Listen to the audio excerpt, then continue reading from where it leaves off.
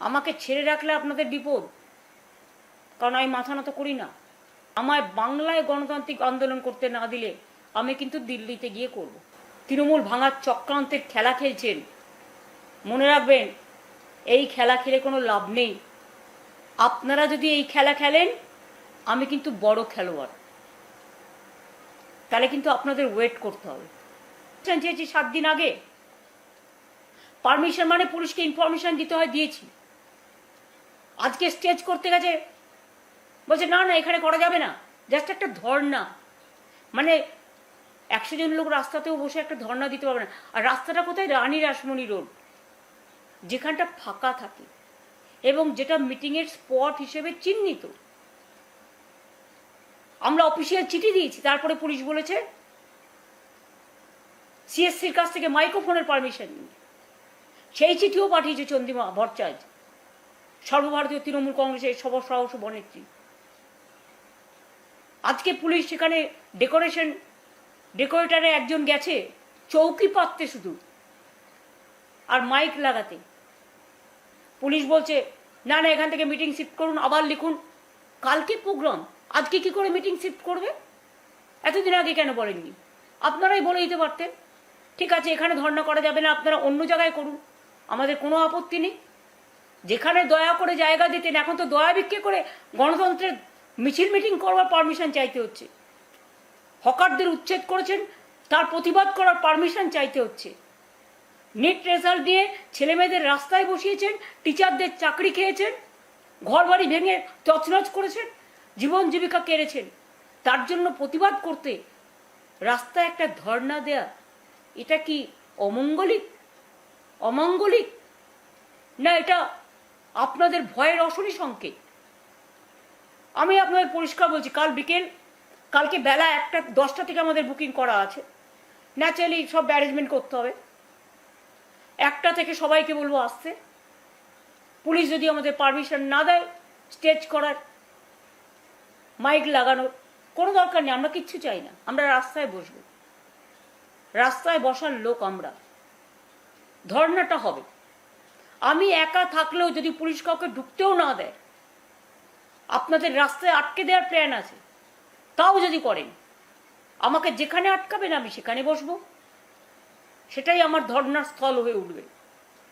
আর আপনারা যদি গ্রেপ্তার করেন করুন, আমার তো প্রায় 10,000 ছেলে মেয়ে গ্রেপ্তার হয়ে আছে শুনেছি আমি, আরও থ্রেট আছে সবার। সেই জন্য ভয় দেখিয়ে তৃণমূল ভাঙছে পুলিশ। পুলিশের এটা কাজ একটা দল ভাঙা? না পুলিশের কাজ মানুষকে আইনে শাসন দেয়া? এসব করলে মনে রাখবেন আমায় বাংলায় গণতান্ত্রিক আন্দোলন করতে না দিলে আমি কিন্তু দিল্লিতে গিয়ে করব। এবং আমাদের ইন্ডিয়ান অ্যালায়েন্সের মিটিংও আছে খুব শিগগিরই।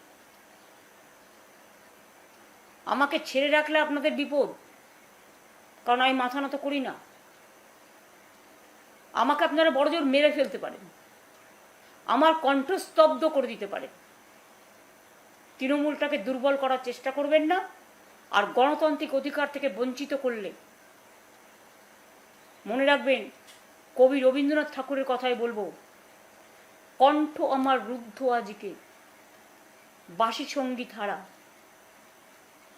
অমাবস্যার কারা, লুপ্ত করেছে আমার ভুবন দুঃস্বপ্নের তলে, তাই তো তোমায় শুধাই অশ্রু জলে। যাহার তোমরা বিষাইছে বায়ু, নিভাইছে তব আলো, তুমি কি তাদের ভালোবাসিয়াছ? তুমি কি তাদের, আর বললাম না, লাস্ট ওয়ার্ড, বাসিয়াছ ভালো? এটা মানুষের কাছে আমার বলা থাকলো, আমি নিজেও দুটোর মধ্যে গিয়ে পৌঁছাবো। যারা পারবেন, কাউকে জোর করছি না, নিশ্চয়ই আসবেন। আর মারলে আমরা মার খাবো, অ্যারেস্ট করলে আমরা অ্যারেস্ট হব, চিন্তার কোনো কারণ নেই।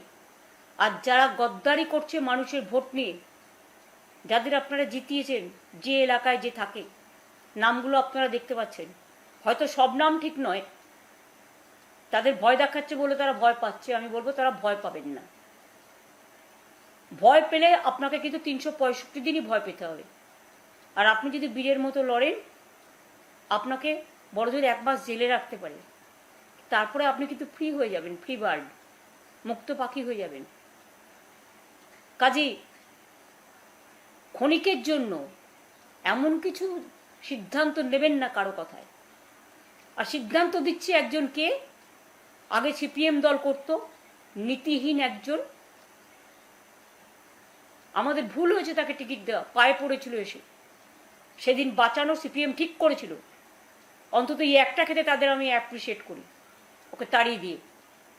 তার সত্ত্বেও আমরা তাকে 2 বার সংসদে জিতিয়েছি। অন্য লোকের টিকিট কেটে তাকে হাওড়ায় দাঁড় করানো হয়েছে। আজকে তাদের কাছে আমি ক্ষমা চাইছি হাত জোর করে, যে আমরা আপনাদের সাথে এরা বিশ্বাসঘাতকতা করলো, এদের আমরা ক্ষমা করিনি। আজকে দুজনকে আমরা অলরেডি দল থেকে এক্সপেল করে দিয়েছি, বহিষ্কার করে দিয়েছি, যারা রোজ গিয়ে বিজেপিকে মিট করছে এবং বিজেপির কথা মতো সবাইকে ডেকে ভয় দেখাচ্ছে। এর মধ্যে একজন সাংসদও আছেন, তিনি আবার অন্যান্যদের সাথেও যোগাযোগ করছেন। অপরাধটা কি না, তিনি তার ছেলের টিকিট চেয়েছিলেন। তো সবার কি শুধু বাবা মা এমপি হবে, এমএলএ হবে, তার ছেলে মেয়েরাই টিকিট পাবে, আর কেউ পাবে না? আমি একজন এমএলএ ছিলাম, অভিষেক একজন এমপি ছিলেন। আমাদের এত বড় পরিবার, প্রায় 50 জন আমাদের পরিবারের মেম্বার আছে। আর একটা পরিবারে তো 4 ভাই এমএলএ এমপি হয়েছে। সেগুলোর কৈফিয়ত কে দেবে? তাও হ্যাঁ, পার্টি যদি মনে করতো নিশ্চয়ই দিত।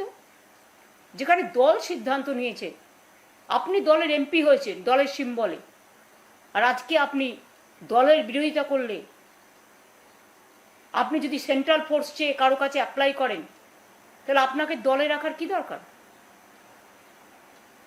সে দল সিদ্ধান্ত নেবে। আমাদের ডিসিপ্লিনারি কমিটি আছে, আজকের সিদ্ধান্ত ডিসিপ্লিনারি কমিটি নিয়েছে, আমি নিইনি। সুতরাং দল তার নিয়ম মতো চলবে, নিয়ম মানবর্তিতাও নিয়ে চলবে। আর আমি এটাও শুনেছি, বিজেপি নির্বাচন কমিশন অ্যাক্ট দিয়ে যেমন লজিস্টিক্যাল ডিসক্রিপেন্সির নাম করে, এসআইআর এর নাম করে মানুষকে উচ্ছেদ করেছেন। সুপ্রিম কোর্ট কিন্তু একটা অর্ডার দিয়েছেন যে ভোটাধিকার নেই বলে সে নাগরিক নয়, এটা তাকে প্রমাণ করা যাবে না। এটা অনধিকার চর্চা। যে ইলেকশন কমিশন সবচেয়ে বেশি ভিলেনের পাঠ করেছেন, গণতন্ত্রকে লজ্জিত করেছে, ধর্ষিত করেছে, কলঙ্কিত করেছে, কুৎসিত করেছেন,